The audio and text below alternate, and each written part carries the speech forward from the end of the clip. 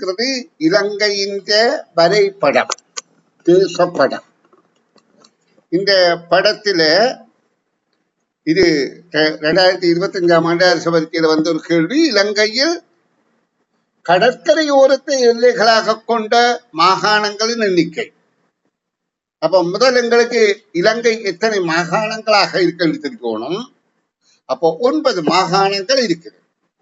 இந்த மாகாணங்களை நாங்க நினைவுபடுத்துவதற்கு, ஞாபகத்துல வைத்திருக்கிறதுக்கு நாங்க இந்த 9 மாகாணங்களையும் இலகுவாக மனதில நிலைநிறுத்த ஒரு தந்திரத்தை பயன்படுத்தலாம். என்ன தந்திரம் என்றால், இது ஒரு சிலுவை அடையாளமாக பிரிக்கிறது. இப்படி கொஞ்சம் சலிக்கதா இருக்குது, இப்படியான ஒரு சிலுவை அடையாளம். அப்ப இந்த சிலுவை அடையாளத்துல திசைகளை போடுவோம். இது வடக்கு, இது கிழக்கு, இது தெற்கு, இது மேற்கு. நாங்க பலன்சுழியாகத்தான் திசைகளை குறிக்கிறது வழக்கம். அப்ப வடக்கு என்பது வட மாகாணம். அப்ப பாருங்க, அந்த வடமாகாணம் எல்லைகள் எல்லாம், இந்த வடமாகாணத்தின் எல்லைகள் எல்லாம் கடல்கள்ல இருக்கு. இங்க பாருங்க, இந்த பக்கம் எல்லாம் கடல்கள் இருக்குது. அப்ப நாங்க இலங்கை தீவில, தீவு என்றால் என்ன கருத்து? எல்லா பக்கத்தாலும் கடலால சூழப்பட்டிருக்கு, நீரால சூழப்பட்டிருக்கு. கடல் எல்லாம் ஆறு இருந்தால் என்னவோ, தண்ணியால சூழப்பட்டிருந்தால் அது தீவு. 4 பக்கமும் நீரால் சூழப்பட்டது தீவு. அப்ப இந்த இலங்கை முற்றிலுமே ஒரு தீவு. அதுல வடமாகாணம் கடற்கரையில் இருக்குது. அப்ப ஒரு மாகாணத்தை கண்டுபிடிச்சிட்டோம். இனி அடுத்தது கிழக்கு மாகாணம், கடற்கரைகள் இருக்கு, எல்லைகள் கடற்கரையா இருக்கிறது. அடுத்ததாக தெற்கு மாகாணம், அது 3வது கடற்கரைகள் இருக்குது. அடுத்தது மேற்கு மாகாணம், அதுக்கும் கடற்கரைகள் இருக்கு 4வதாக. அடுத்ததாக மேற்குக்கு மேலே இருக்கிறது வடமேல் மாகாணம் 5. இந்த 5 தான் கடற்கரைகளை எல்லையாக கொண்டது. அப்ப இலங்கையில 5 மாகாணங்கள் கடற்கரைகளை எல்லையாக கொண்டது. இப்ப நாங்க 5 மாகாணம் தான் இலங்கையில பார்த்தோம்.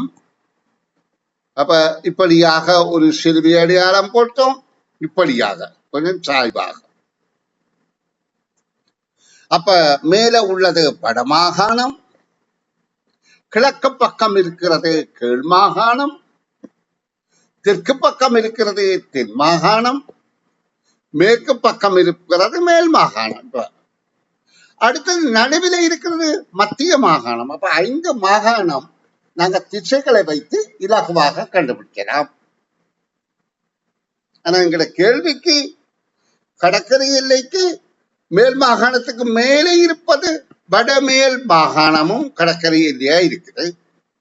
ஆனா நாங்க இலங்கை எத்தனை பிரிவாக பிரிக்கப்பட்டிருக்கின்றது திசைகளை கொண்டு படிக்கிறதுக்கு இப்ப 6 மாகாணத்தை எழுதிட்டோம். மத்திய மாகாணத்துல மேலே நோக்கி இருக்கிறது வட மத்திய மாகாணம். அப்ப பாருங்க, மொத்தம் 7 மாகாணங்கள் நாங்கள் இலகுவாக அடையாளம் கண்டுபிடித்து விட்டோம். அதாவது சிலுவை அடையாளம் போட்டோம், இப்படியாக மேல வட மாகாணம் என்றோம், அடுத்தது கிழக்கு மாகாணம் என்றோம், அடுத்தது தெற்கு மாகாணம் என்றோம், அடுத்தது மேற்கு மாகாணம் என்றோம், அடுத்தது மத்திய மாகாணம் என்றோம், அடுத்தது மேற்குக்கு மேல வடமேல் மாகாணம் என்று பார்த்தோம், மத்திக்கு மேல வட மத்திய மாகாணம். அப்ப 7 மாகாணத்தை கண்டுபிடிச்சிட்டோம். மொத்தம் 9 மாகாணங்கள். இலங்கை 9 மாகாணங்களாக பிரிக்கப்பட்டிருக்கு. அடுத்ததாக இந்த மத்திய மாகாணத்துக்கு கீழையும் மேல் மாகாணத்தை அடுத்தும் இருக்கிறது சப்ரகமோ மாகாணம். அப்ப இது சப்ரகமோ மாகாணம். சப்ரகமோ என்றது வேடுவரை குறிப்பது. ஆதிகால வேடுவர்களை சப்ரகமோ என்றுதான் சொல்றது. அதுக்கு அடுத்ததாக ஊவா மாகாணம். அது எது? கிழக்கு மாகாணம், தெற்கு மாகாணம், மத்திய மாகாணம், சப்ரகமோ மாகாணத்தை எல்லைகளாக கொண்டது.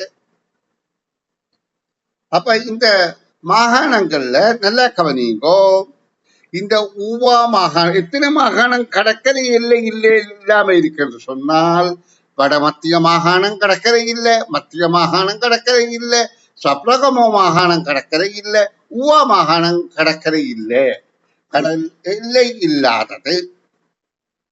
அப்ப நாங்க இலங்கையை 9 மாகாணங்களாகவும் அதை பற்றி விடயங்களை தெரிந்து